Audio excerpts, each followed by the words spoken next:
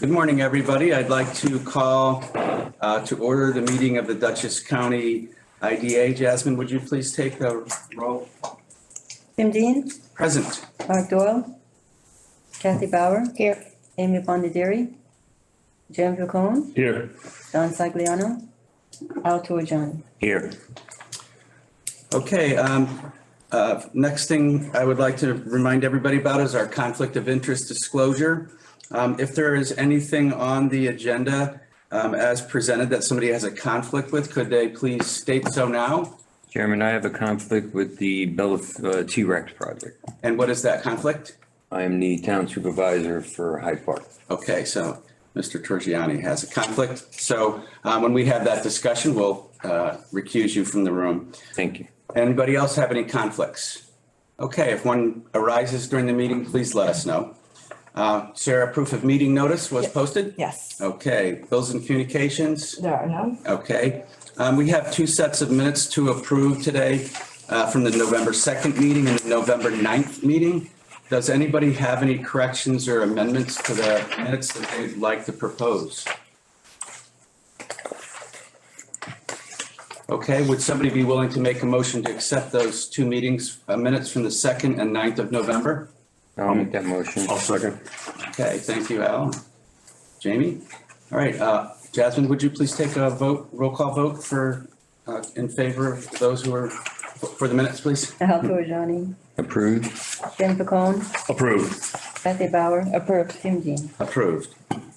Okay, report of the treasurer. Is there a report of the treasurer? Yes. Looking at the balance sheet, we have cash of 2.5 million.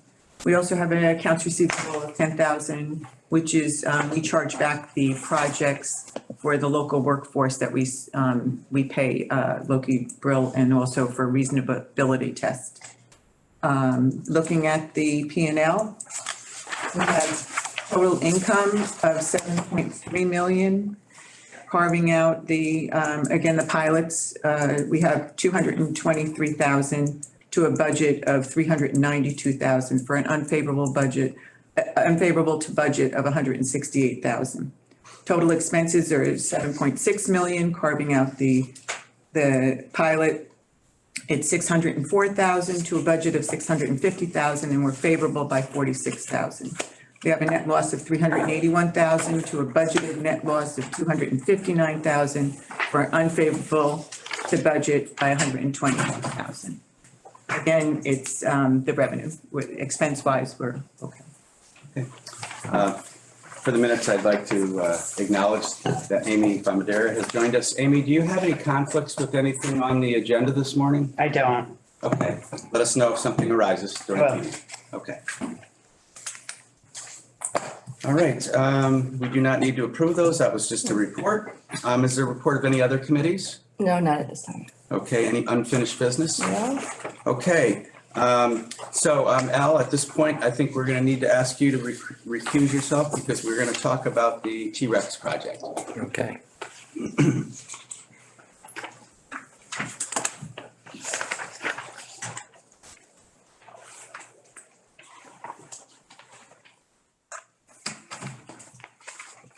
Okay, so we have two separate items here. One is for the Lot 1 facility, which is an amendment to add additional sales tax exemption in the benefit amount of $70,000 for a total sales tax benefit of $238,675, and also to extend the project completion date for Phase 1 to December 31st, 2023. Sarah, is there anything that you want to add about that other than what was presented to us before? Nope, so that was basically it.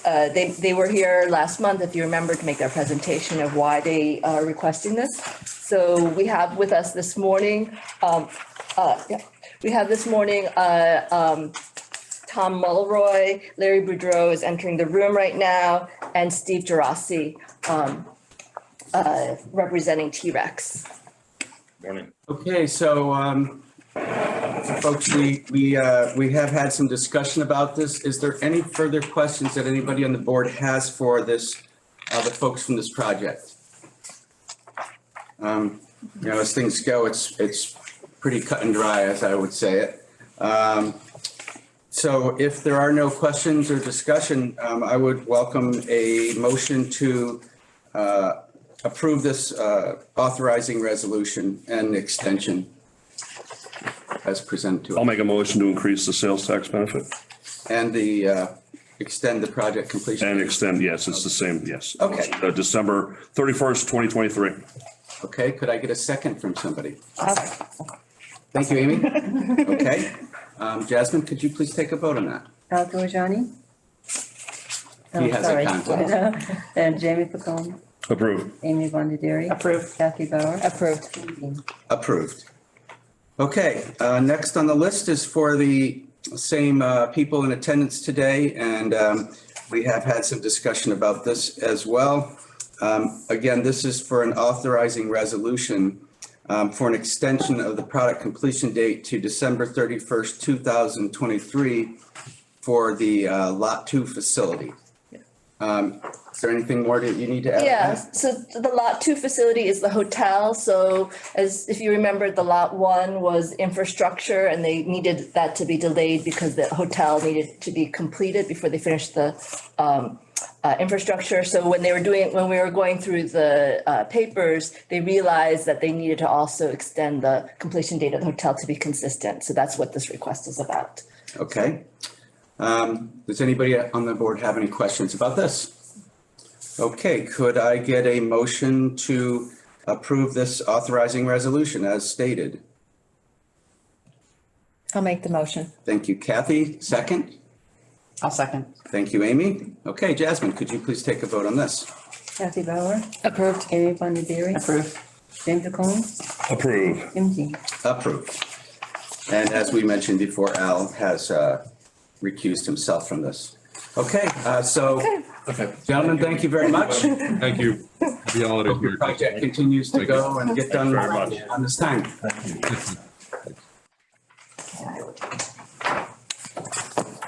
Have a great day. Thanks. Thanks. You too, Larry.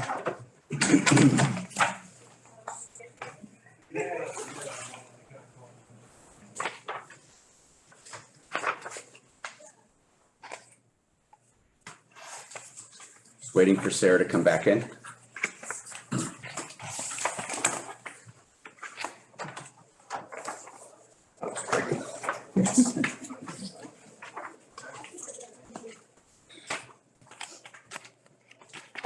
Okay, so the next item on our agenda is USEF Tyranda LLC, Amazon.com Services LLC.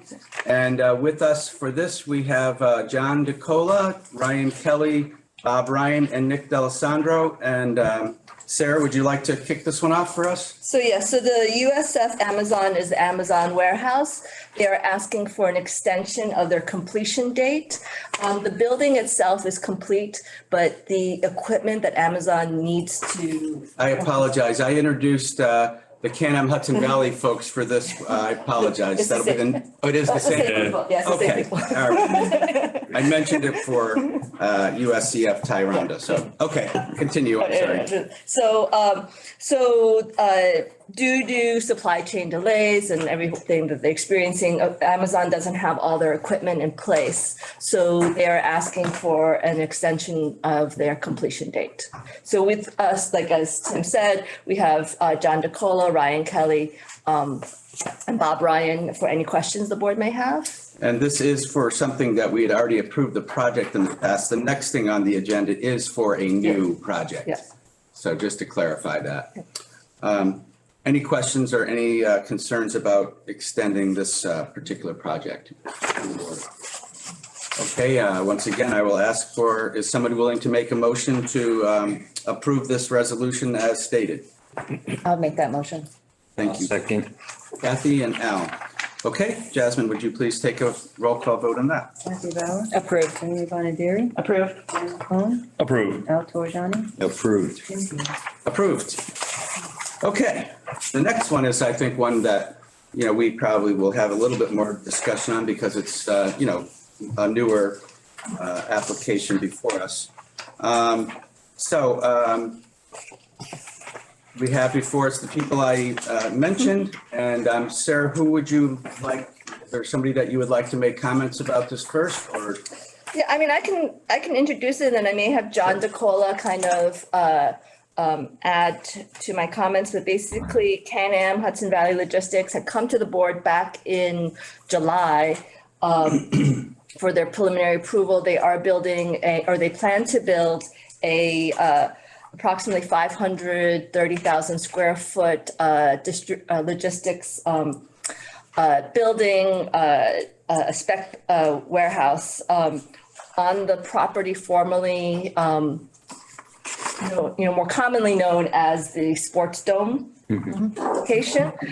They are requesting sales tax, mortgage tax exemptions, and a 15-year deviated pilot, which is the same pilot formula that was granted to the Amazon warehouse and the PepsiCo logistics center. They have the support of the town of East Fishkill and the Wappinger Central School District. Those support letters were forwarded to the board, and they will be made part of their application. So with us is John or Ryan, if Bob, and Supervisor, if you'd like to add any more comments to. Yeah, hi, good morning, everyone. John DeCola, partner at Blue Water. This is very much a similar approach to what we did for the Amazon project, which this is the Sports Dome is the last remaining piece of what was formerly the East Campus for IBM. We had developed the bottom portion or the majority of the East Campus. West Campus. I'm sorry, West the West Campus. Yes, I'm sorry. I apologize for that. The balance of the West Campus for Amazon, the northern portion of it, which Sarah had identified as Sports Dome, that was originally planned to be a sports facility that started construction and then ran into some troubles on the construction side and the financing side, and then stalled out for a number of years, and then ultimately decided that they wouldn't be able to go forward.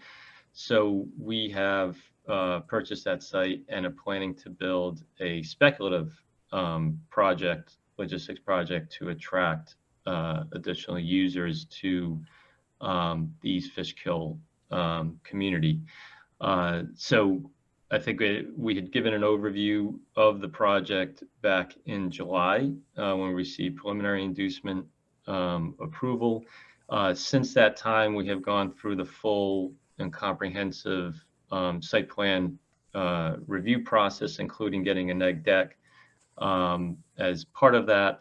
And we just recently, last week, got full. So we have approved the neg deck a couple of weeks ago, and last week got our full site plan approval. So we are, would be the last step in our overall entitlements process that would then allow us to proceed with the project.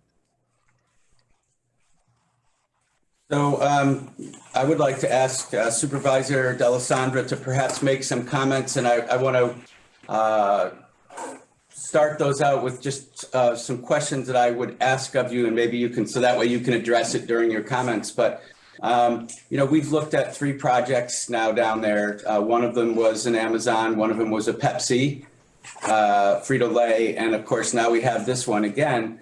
And each one of them had had significantly different job commitments to the sites. And so as with your comments, I would love to hear how you feel as to how the town feels about, the opportunity of these sites and the differences in the jobs. So I guess part of the question is the taxes that are being collected for the real estate, they're enough in your minds to justify, even though the number of jobs being committed to are vastly different. It's still, is the town considering each of these individually still worthwhile projects for you? Good morning, Chairman and Board. Yeah, this is a wonderful project for the town. As you know, this former West Campus of IBM lay fallow for many years, became a brownfield site. Then when Blue Water came to present Amazon here, was wonderful. They took down that old terrible building, revitalized the whole entire site. And now with the sports dome, unfortunately, couldn't move forward. My residents were very hopeful that that would have came to fruition, but it didn't. So Blue Water then saw an opportunity to expand there. This is the last parcel on the West Campus, which will fulfill the town's economic development policies and plans that we put forward. Very rigorous plan, which has been working very well, as you know.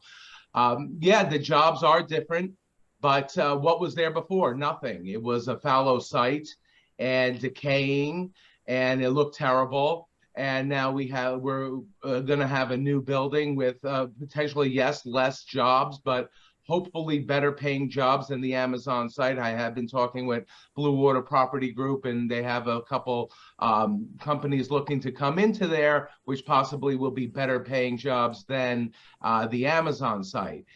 We are hopeful. We don't know until they do sign a contract with them, but what was there before? Nothing. And the tax dollars with the pilot will be substantially greater than the fallow site before that. So the town is very happy. The residents are very happy to see development going on there. And so am I, to fulfill our economic development plan. So what's better? I believe, in my opinion, and my residents agree, to have them there with fewer jobs than to sit there fallow and have no jobs. It is, as mentioned, though, it is your last available site. So this is your last opportunity, right, to... On the West Campus. We still have the East Campus, which has several sites, which I'm sure we will be seeing you again. You'll be seeing my face again. And listen, like I tell the residents when we have our public hearings, some for, very few against, we don't get to decide who buys the property, right? All we can do is try to nurture what can be the best outcome for it, which this is what we're trying to do here. Also, keep in mind that the developers are substantially contributing to a traffic mitigation plan. They're contributing to other parks in the town. They gave a donation to our new Veterans Memorial Park, also to our fire district, above and beyond what we asked for the traffic mitigation. So, as far as benefits for the community, huge benefits for the community. And are you, I welcome questions from other members of the board, but I had some of my own. So are you convinced that without this incentive that you would not be able to attract this developer or other developers to that site? Well, you know better than me. You see this more often. As you know, it's very competitive out there. You have in the tri-state area, very competitive, other states offering much less tax per square foot for these properties. And we have to be competitive or we're not going to get them. We live in New York and we all know what that means. So for the work that your board does is guaranteeing jobs and development to a state that isn't very business friendly. So I thank you all for that. Other board members have questions. I don't want to dominate. Mr. DeCola, would you mind, I know that we've heard some of these before, but would you mind talking about the various, taxing situations that you're aware of in the surrounding states and why you feel the need to be, to apply for this type of relief? How we compare on a competitive basis to the surrounding areas? Yeah, absolutely. I mean, this is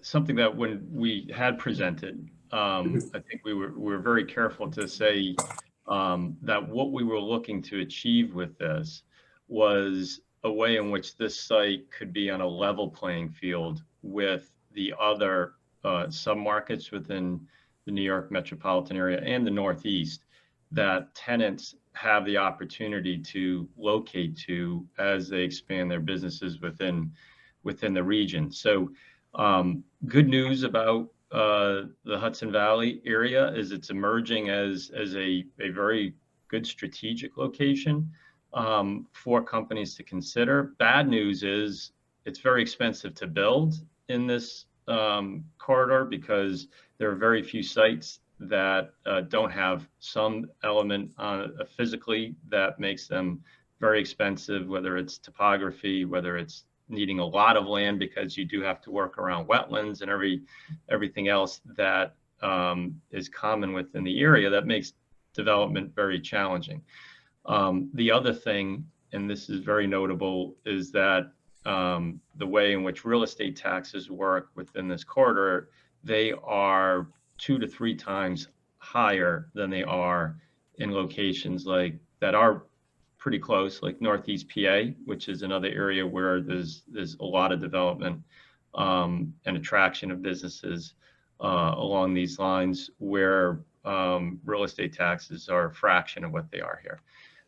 Even in much better located, when I say better located, more centrally located corridors along the New Jersey Turnpike that are closer to New York City and give greater access to a larger part of the consumer population, real estate taxes are about half of what they are here. What we're trying to do, again, is not gain advantage, but to basically level the playing field. I'll give you a very real example that relates to this specific project, and will hopefully be helpful for you at the end if we're successful. It's a very good case study. For this project, we're negotiating with a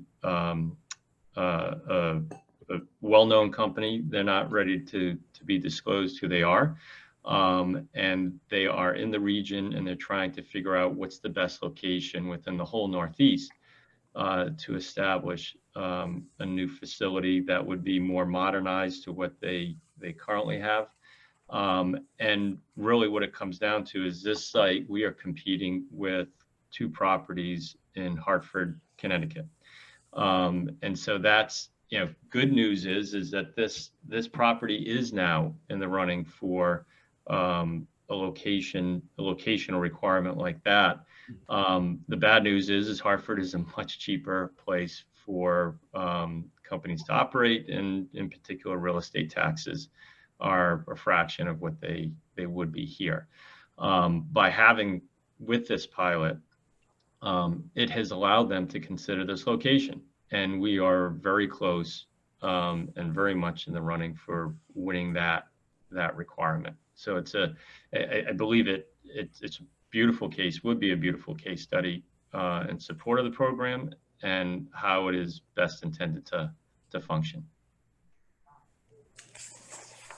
Anybody else have any questions? I just have a question, Chairman. Well, not having a tenant, will you proceed with developing the project before you have a tenant?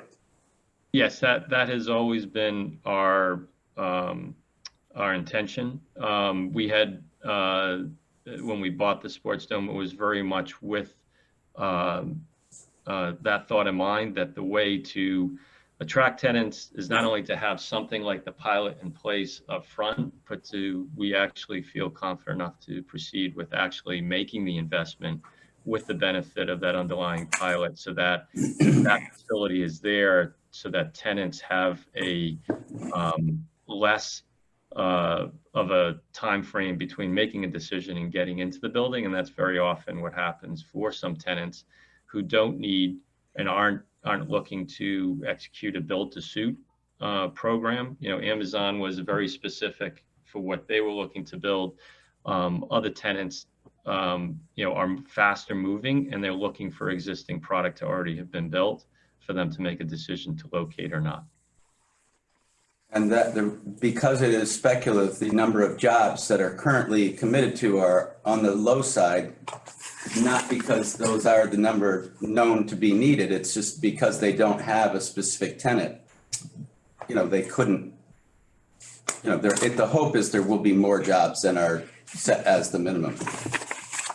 I have one last question. Yes. The 530,000 square foot building, would that be home to one tenant, or it could be more than one tenant? It's being designed so that it could accommodate more than one tenant. It could be subdivided into, we wouldn't think it would be any more than two tenants. Our hope would be to find one tenant, but very often, and if you look at the configuration of the building, it's to acknowledge that is, it could definitely end up being, and especially an example, this one company that we're negotiating with, they would be for 80% of the building. Our decision to divide the building would very much rest on that first tenant being a very compelling user, and one that would leave us with a very functional space left over so that we could get 100% occupied. Could somebody just confirm for us the number of jobs, the minimum number of jobs that was described for this project? So it was 100, so in their application, they stated that they would create 100 jobs at the site. That's what I thought. So that is the minimum commitment. Yeah. And if that's not fulfilled, we would have recapture options. But again, that is because of it's not, the tenant is not known yet. Yeah. Any other, yes? And what was what's the current real estate taxes On the property? on the property now? And what will it be in the first year of the pilot? I know we had that. Yes. Yeah, it's in here. So I don't have the amount it is now. Brian, do you have that handy? Yes, I believe it's at $115,000 a year. Double check that. I think. Yeah, why don't you get that, Sarah?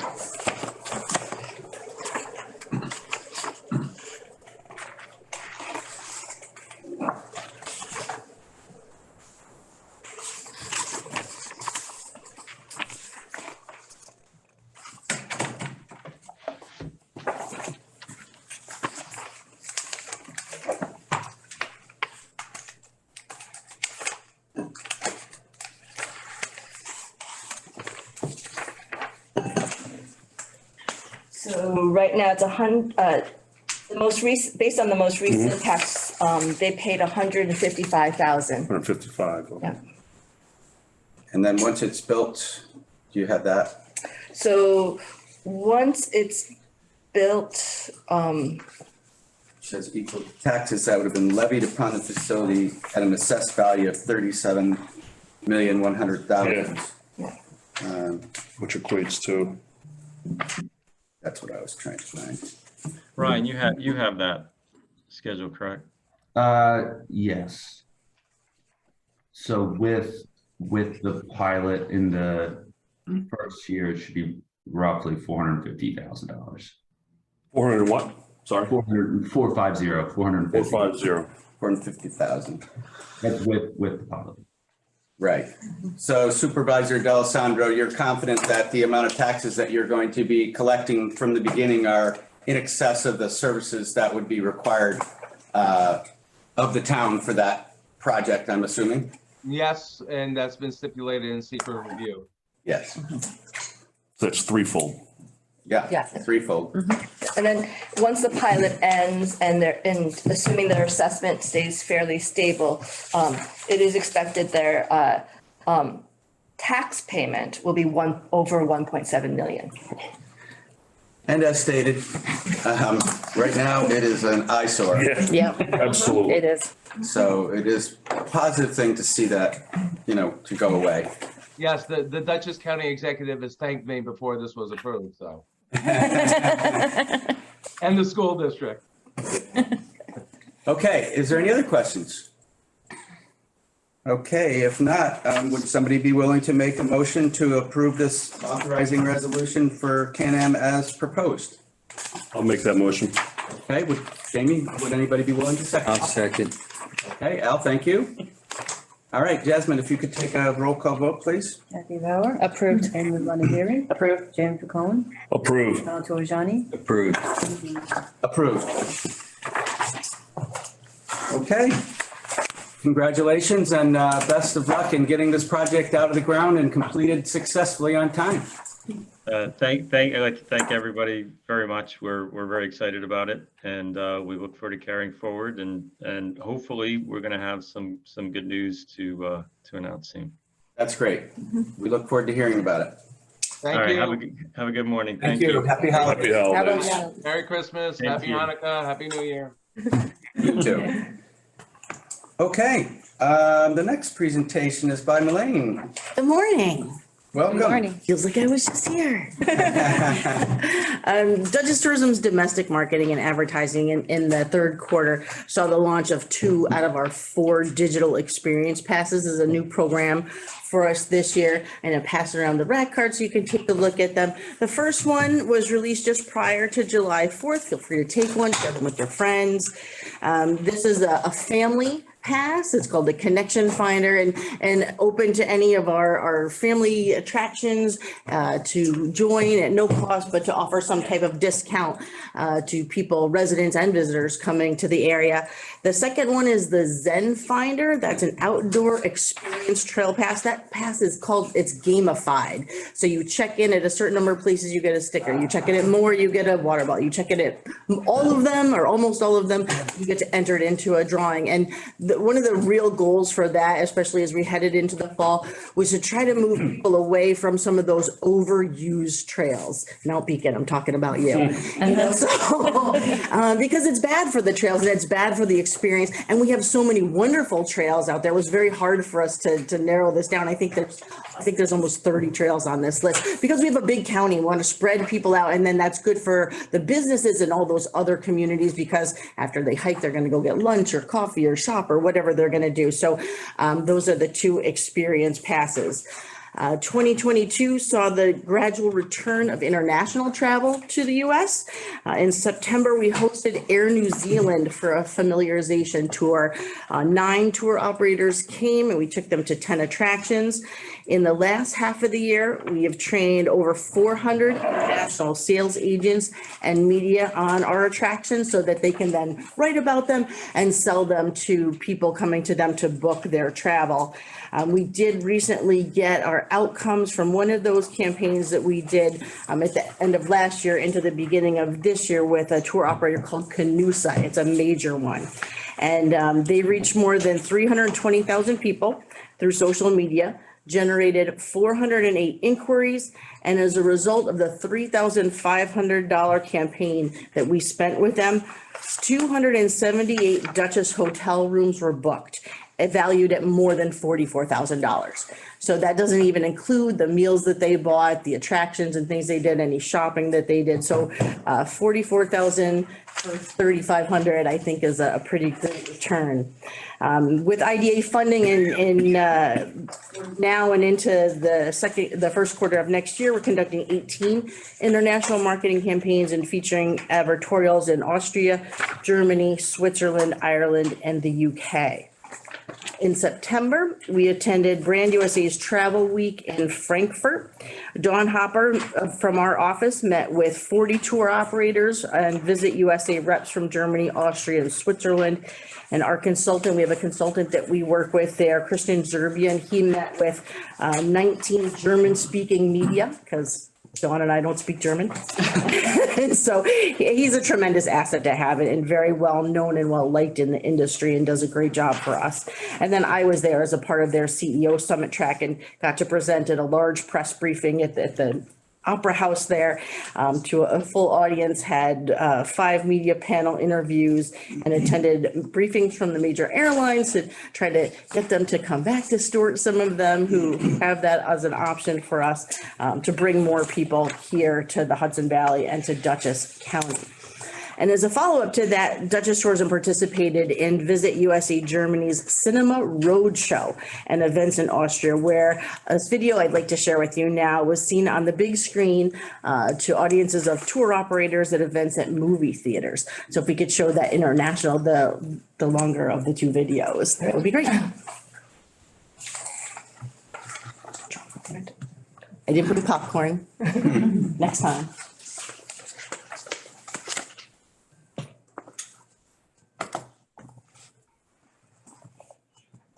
Ladies and gentlemen, welcome to Air Duchess.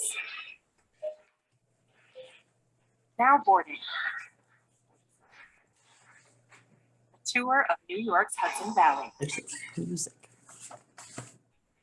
I'm not hearing the music. I know, that's what happened last time. Yeah. Yes, too. There's great music. It's very energetic. I would sing it, for you, but you don't need that.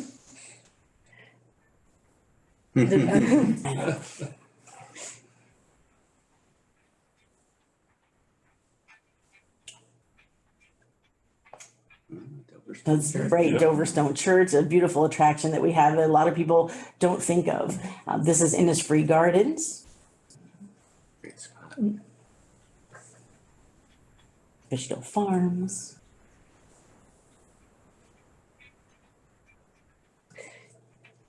Beacon.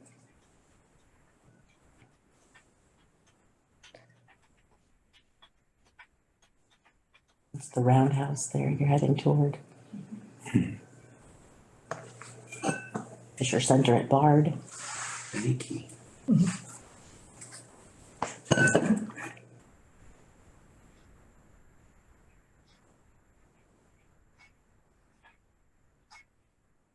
Obviously the walkway. Where was that just before that?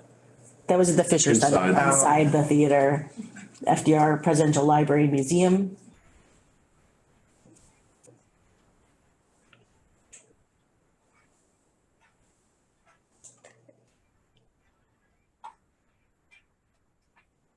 That's out in Dover. That's at Essie's in Poughkeepsie. The ice cream was in Dover and the Kelly's. Kelly's truck. Yep, this is Terrapin. Trying to show a variety of different people, families, couples. Is that Brothers? Yeah. Four Brothers Driving, yeah. They're in a new HBO series, I don't know, is it a series? I think, or a documentary. Everett Diner, Hyde Park.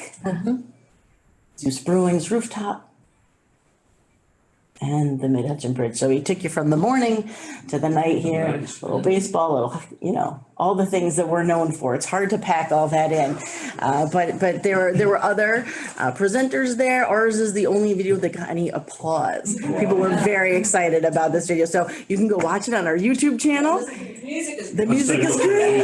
I know, it pumps you up, it gives you lots of energy, and Dutchess is an exciting place, and one of the things, at Brand USA, there were some different presenters throughout the couple days that we were there, and one of them is a major travel writer in the UK, and he was talking about how the trend is that one step beyond. So all week long, I was telling you, we're one step beyond New York City because everybody knows New York City is the largest gateway into this country, and we are so close to that. It's a huge benefit for us. So, go have your time in the city that doesn't sleep, and before you go home, come here, rest, relax, eat great food, get some fresh air, see our beautiful scenery, and go home. So that was a big hit. And then I want to show you another video.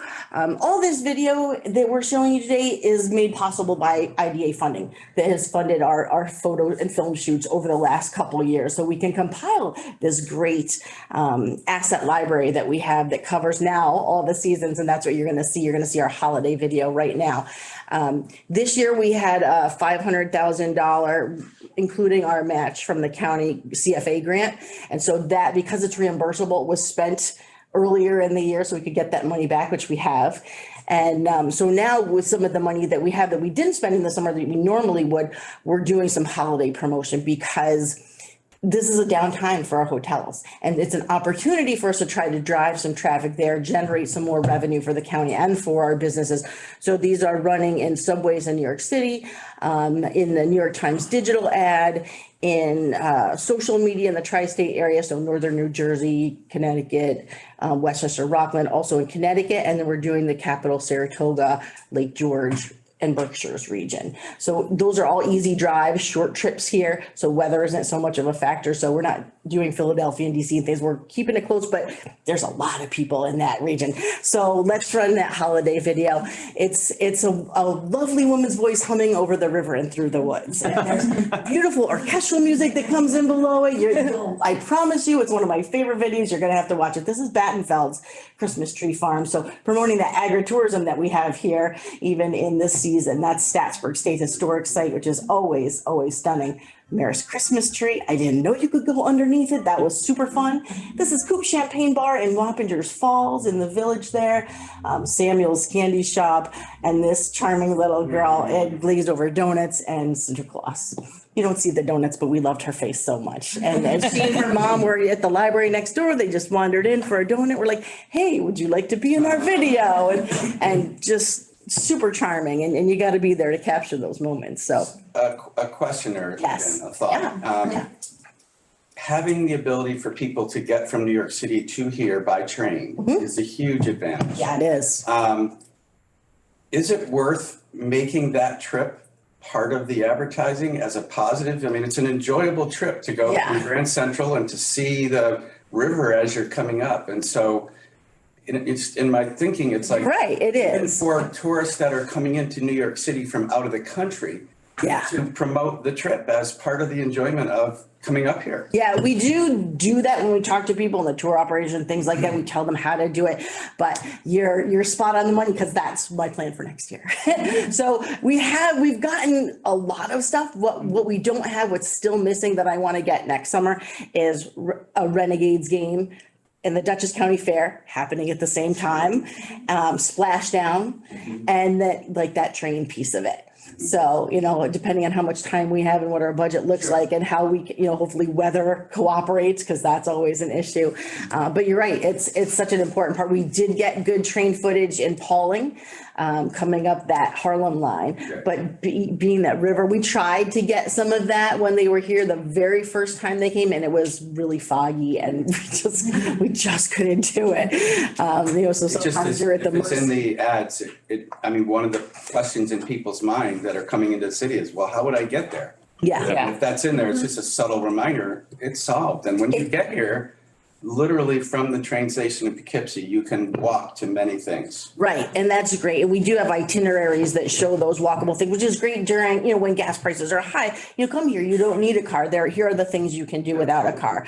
So that works for that international market. And we certainly talk about that a lot in Amtrak and the Red Cap service and that kind of a thing.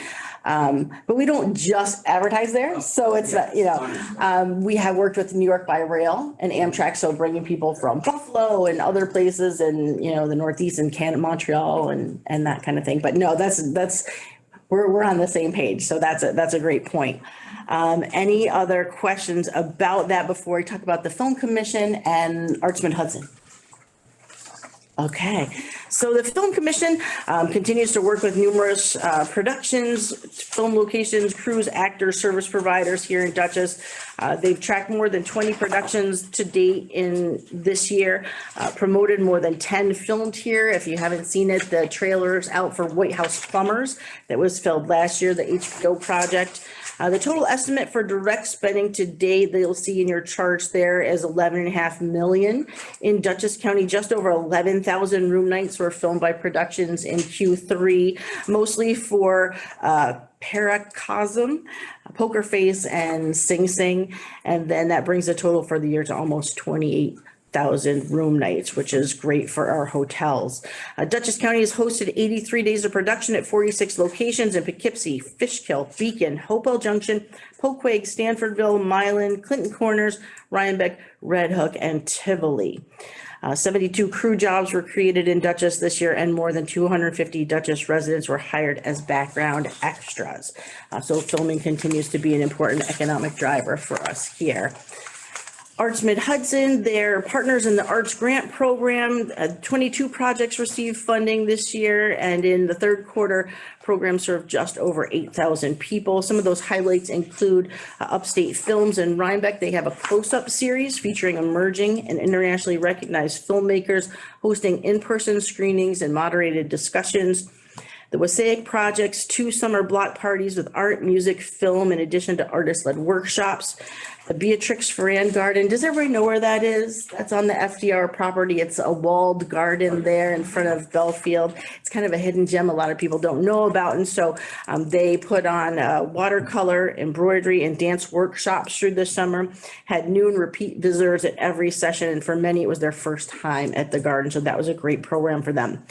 Loella in Poughkeepsie in the summer is a traditional Oaxacan dancers, musicians come and perform. They're local ones. They come regionally and they come from Mexico, and it brings 6,500 people to the city of Poughkeepsie, which is fantastic for the restaurants and the vendors, and they do stay overnight.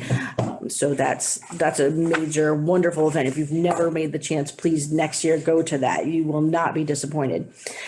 The Northern Duchess Symphony Orchestra sold out their annual concert in Malaya State Vineyards with almost 200 attendees.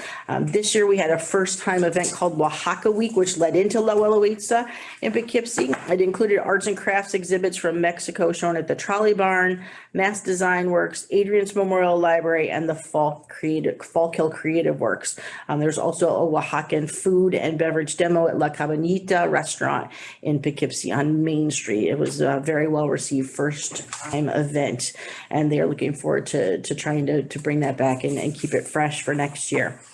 Third quarter attendance at Art Mid-Hudson's Education, Advocacy, Networking, and Workshops was 355, and their growth in followers was seen across all their social media platforms for more than 10,000, almost 11,000 followers on Facebook, Instagram, and Twitter. That is all I have. So just backing up really quickly, Sarah and Elaine, maybe you could talk, and just making sure, we may have people attending by Zoom, but also all of us board members, as to why Elaine is presenting about not only her activities, but the Arts Mid-Hudson and the Film Commission. So the IDA has a service provider contract with tourism, and they ask for us as a pass-through for the Film Commission and Arts Mid-Hudson. And they provide us with some oversight of their goals and activities. Correct. Exactly. So, the funds that we give tourism, they are earmarked, there's certain amount of funds need to go to those two organizations. Elaine, is there anything that you feel that either of these other organizations could do better, that you're asking them to maximize the value that we get from the funding, or what's your feeling? Arts Mid-Hudson has a new leader. Linda Marston Reed retired last year, and Allison Pugh is there now, and she and I have been talking and about kind of looking at their programming, make sure it has that tourism focus bent to it. So we're going to be sitting down as we work on their goals and outcomes for next year.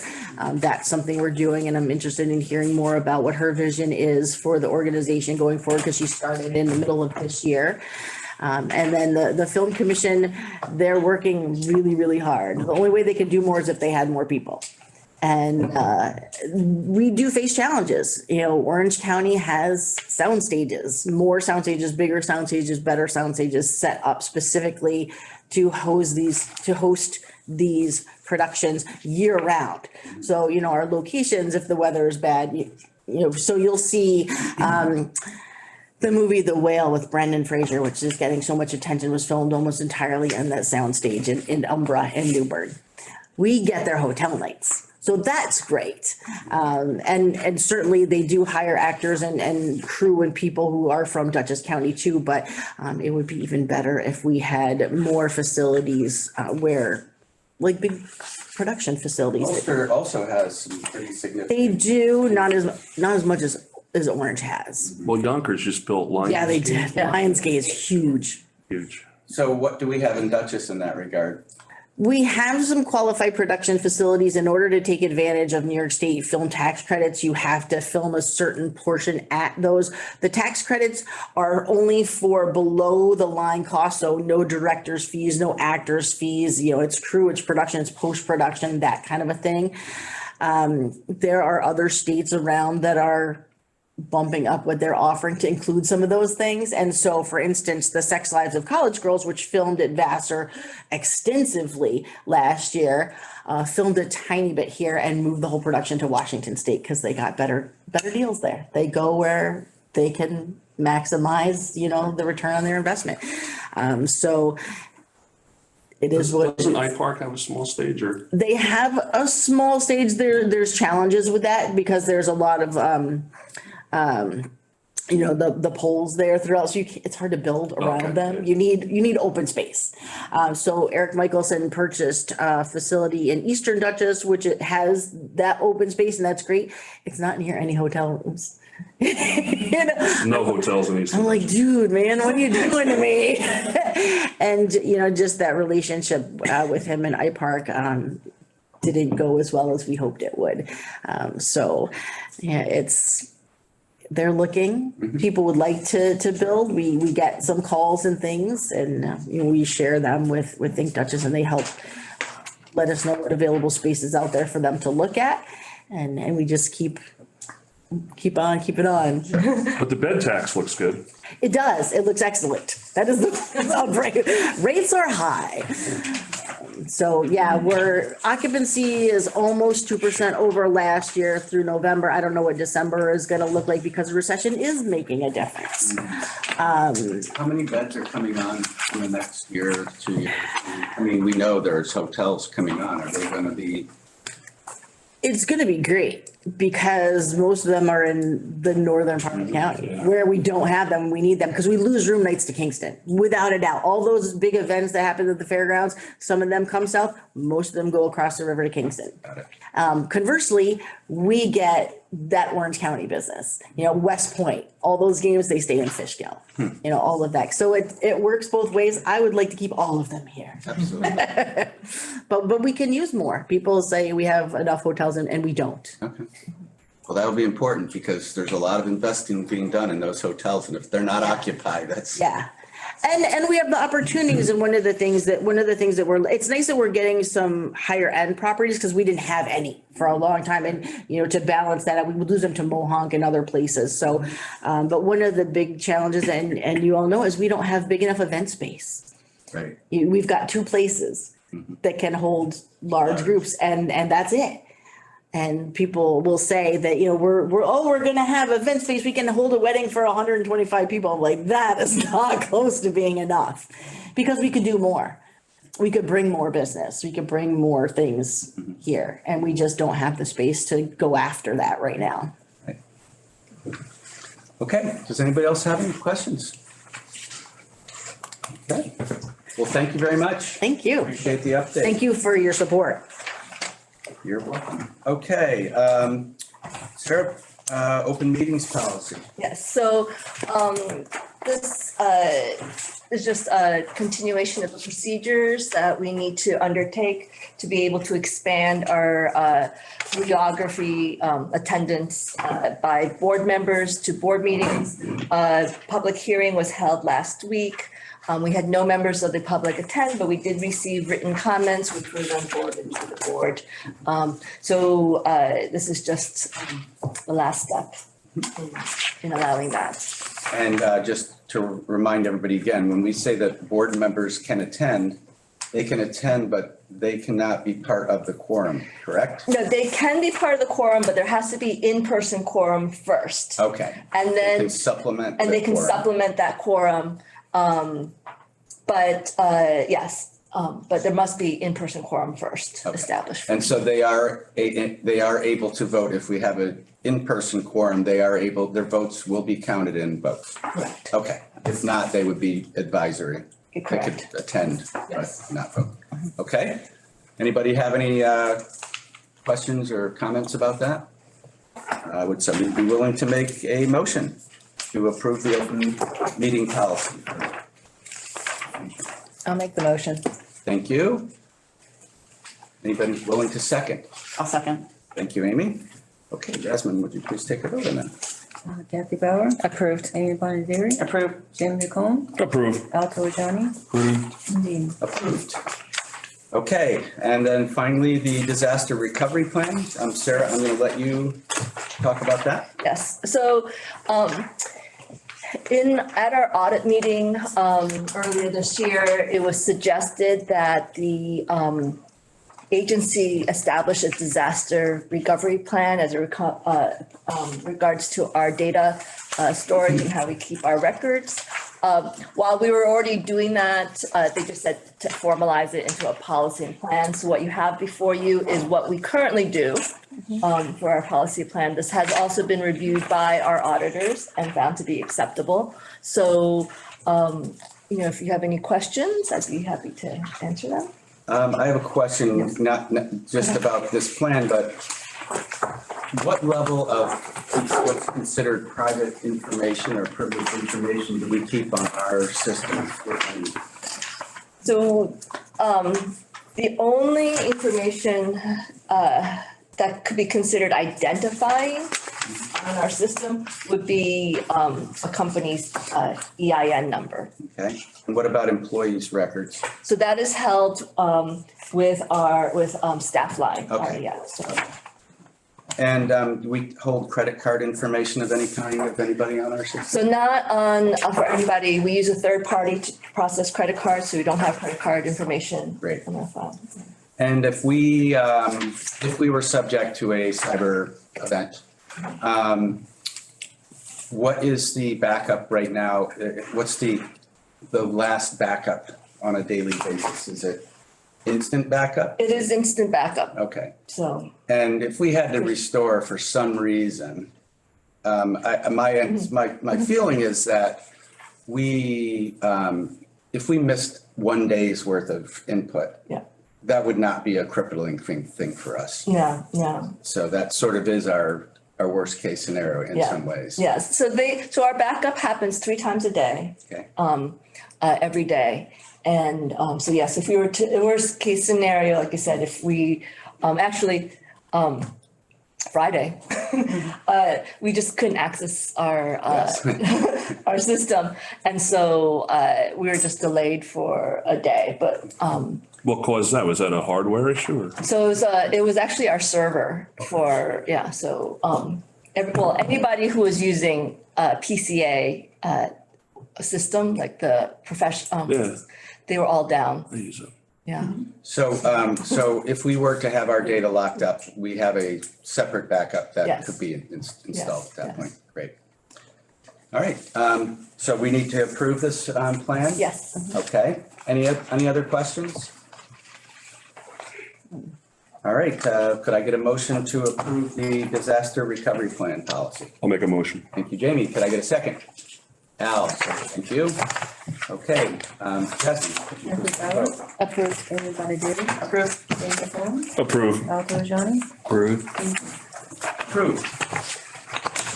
All right, and when did you want to talk about this? So now, Okay, go ahead. so what you have, the last thing is the proposed 2023 meeting schedule.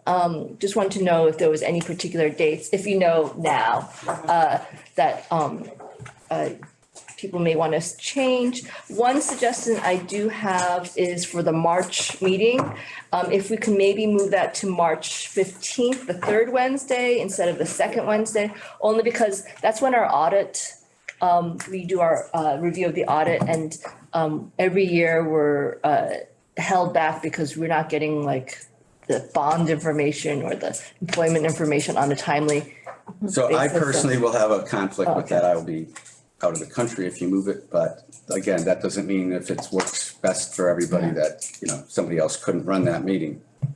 So probably what I would ask is for everybody, if you wouldn't mind, take this home and as quick as possible, look at it because otherwise we'll all forget. And just get back to Sarah with any conflicts that you have.